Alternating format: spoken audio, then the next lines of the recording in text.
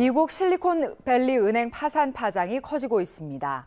책임론과 함께 미국 정부가 나서 대책 마련에 들어갔는데요. 우리 금융당국도 우리 시장에 미칠 영향을 분석하고 있습니다. 첫 소식 이상우 기자입니다.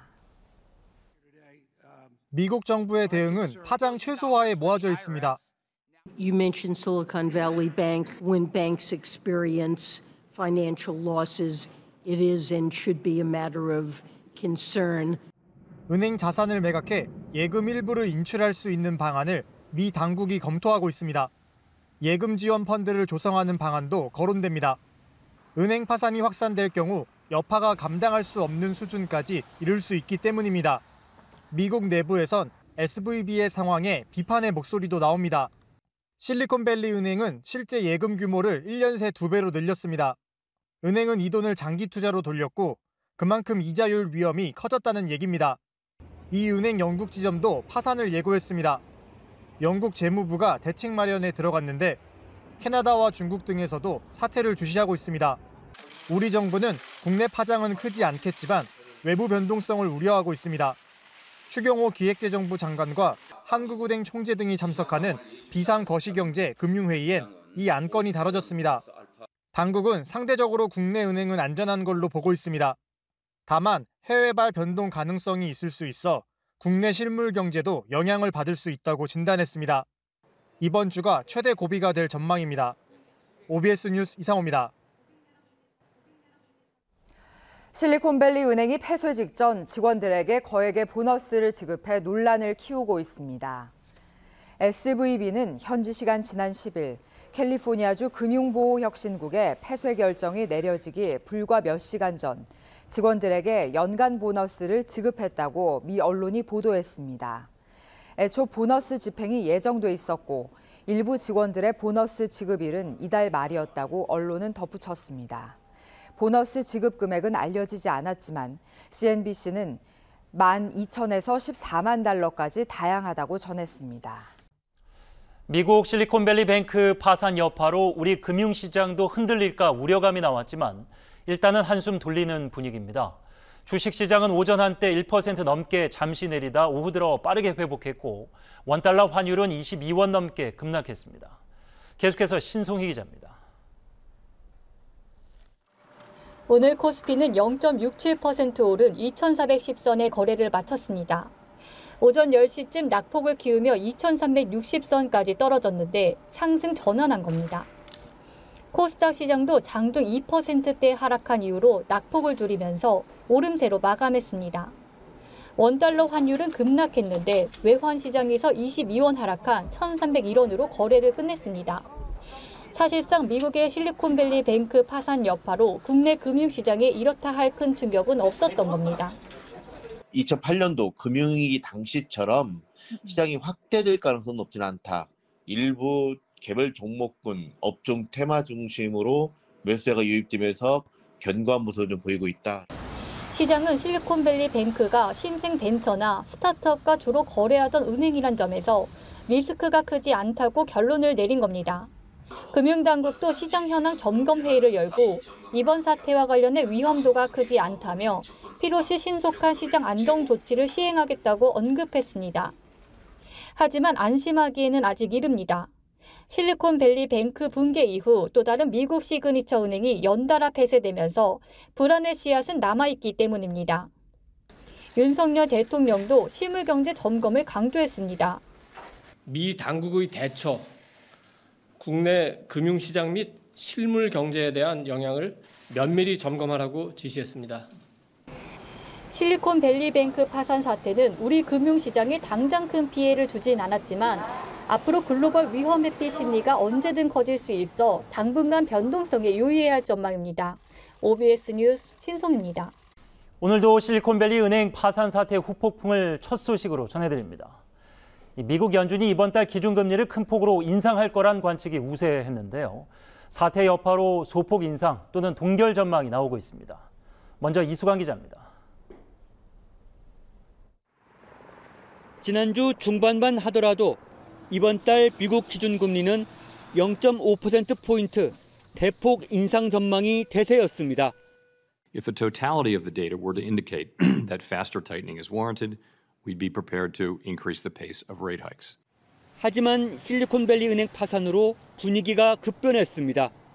가파른 금리 인상은 돈줄이 막힌 기술 기업의 예금 인출을 불렀고 은행은 이에 대응하기 위해 보유 자산을 매각하면서 큰 손실을 입은 게 이번 사태의 원인으로 부각된 겁니다. This aggressive, very aggressive hike in interest rates for the last 14 months has a tendency to cause the bond holdings of the banks to fall, particularly if they have longer duration, which was the case with SVB and Signature. 연준이 두 가지 목표 가운데 이번에는 물가 잡기보다는 금융 시스템 안정에 더 집중할 거란 전망이 확산하고 있습니다. 이에 따라 오는 21일과 22일 연방공개시장위원회에서 기준금리가 0.25%포인트 인상 또는 동결될 것이란 예상까지 나오고 있습니다. 조 바이든 대통령은 사태 재발을 막기 위해 금융규제 강화를 강조했습니다. 또 왜 이런 일이 일어났는지 완전히 밝혀야 한다며 바이든 행정부에서는 그 누구도 법 위에 있지 않다고 말했습니다. OBS 뉴스 이수강입니다. 미국에 이런 일이 있구나, 뭐 단순히 이게 아니라 우리 국내 경제에 미칠 영향, 여기에 촉각을 곤두세우는 거 아니겠습니까? 자, 당장 우리 경제에 어떤 영향을 줄까? 추경호 부총리는 미 SVB 파산과 관련해서 현 시점에서 사태의 여파를 예측하는 게 어렵다. 일단 경각심을 갖고 상황을 예의주시하겠다라고 좀 원론적인 이야기를 했습니다. 최 원장님, 우리 은행들은 이러면 당장 안전한 거냐? 뭐 하루 이틀 만에 저렇게 은행이 문을 닫는데 걱정하는 목소리도 나오고 있습니다. 어떻게 보세요? 그렇죠. 지금 사실 3월 달이라는 게 미국이 금리 인상을 시작한 지 1년 되는 달이고요. 예. 0%대에서 지금 4.75까지 지금 1년 만에 올렸기 때문에 고속도로 지금 가는 상황입니다. 우리는 물론 2021년 8월 달에 올렸지만 또 그런 아주 뭐 굉장히 넓은 폭의 이런 금리 인상이 좀 장기간으로 갔기 때문에 좀 나아졌고요. 일단은 국내 금융기관들이 지금 갖고 있는 포트폴리오라든가 자산 구조를 보면요. 아주 자산 부채 규모가 지금 실리콘밸리 은행과는 아주 상이합니다. 그래서 한 군데 몰려 있는 게 아니고 그러다 보면 어떻게 지금 나와 있냐면 사실 지금 수신이 2244조예요. 근데 기업 대출은 1110조 정도밖에 안 되고요. 그다음에 전체 보면은 대출이 한 75% 그리고 금융 이런 자산 운용이 지금 18%밖에 안 되기 때문에 대출이라는 것은 이 뭐 담보가 있는 거 아닙니까? 그래서 우리는 상대적으로 굉장히 안정적인 그런 뭐 구조를 갖고 있고요. 특히 뭐 우리가 또 하나의 지수로 알 수 있는 연체율 같은 것도 지금 0.25%밖에 안 되기 때문에 상대적으로 굉장히 기초 체력이 충분히 갖춰진 게 우리 뭐 금융 업계에 있는 지금 기업들이라고 보여집니다. 예. 그런데 이 실리콘밸리뱅크라는 곳이 벤처 스타트업에 좀 특화되어 있는 그런 은행이기 때문에 이 여파가 국내 벤처 기업들, 스타트업들에게 영향을 주지 않느냐, 악영향을 주지 않느냐 이런 걱정들이 좀 있습니다. 윤 평론가님, 여기에 대해서 어떤 견해십니까? 아무래도 뭐 SVB 어떤 파산의 영향보다는 사실은 고금리가 지속이 되면은 사실 모든 기업들 중에서 사실은 스타트업이라든지 벤처 기업들이 돈을 구하는 거는 상당히 어려운 상황이 될 수밖에 없는 거죠.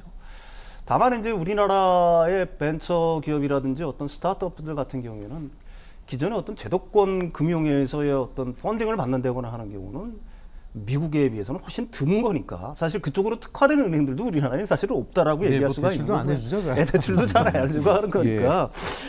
어려운 거는 사실이지만 이것 때문에 뭐 더 특별히 어려워질 수 있다 이렇게 보는 거는 좀 무리가 있는 것 같고요. 다만 이제 우리나라 금융기관들 중에서도 이제 가령 뭐 저축은행이라든지 이런 그 지방의 어떤 조그마한 은행들이라든지 이런 것 같은 경우에는 여전히 PF 대출에 그 어떤 노출된 규모 자체가 상당한 규모이기 때문에 사실 뭐 이런 식으로 어떤 신용 경색이 발생하게 된다라고 하게 되면 글로벌한 신용 경색이 발생하게 된다라고 하게 되면은 다시 한번 우리나라에서도 몇 달 전에 겪었던 어떤 신용 경색 상황이라든지 심지어 그때 레고랜드 사태인데 깜짝 놀랐습니다. 그게 이제 다시 뭐 PF 대출 문제가 불거진다든지 해가지고 어떤 신용 경색 사태가 벌어지지 않는다는 보장은 없을 거라고 봅니다. 여기에 한 가지 더 고민이 있는데 우리 국민연금 걱정하잖아요. 뭐 몇 살부터 받아야 된다. 언제면은 기금이 바닥난다. 그런데 이 국민연금이 또 SBC 주식을 보유하고 있다는 거 아니겠습니까? 그럼 당장 뭐 반토막 났다는 소리도 들리고 손해가 막심하지 않냐 이런 걱정이 있습니다. 최 원장님 어떻습니까? 네, 뭐 손해는 지금 손해가 났습니다. 그러면 네네. 그러지만 작년도 마이너스 8.22%의 수익률을 냈기 때문에 그런 총액에 비해서는 큰 액수는 아닌 것 같고요. 주식 뭐 전체 주가로 하면 300억 정도를 지금 갖고 있었고 전체 267불에 사서 지금 106불에 지금 팔았기 때문에 네. 거기에 어떤 뭐 상처는 나 있습니다만은 사실 이제 다른 금융기관들까지 하면 미국 전체 금융기관에 간 게 한 60조 정도 지금 된다 그러거든요. 그러면 뭐 공적연금이라 한국투자공사 등등이 갖고 있는데 이제 이것이 만약에 전파가 안 되는 수준에서 잘 마무리가 된다면 크게 손해는 없을 것으로 보여집니다. 네.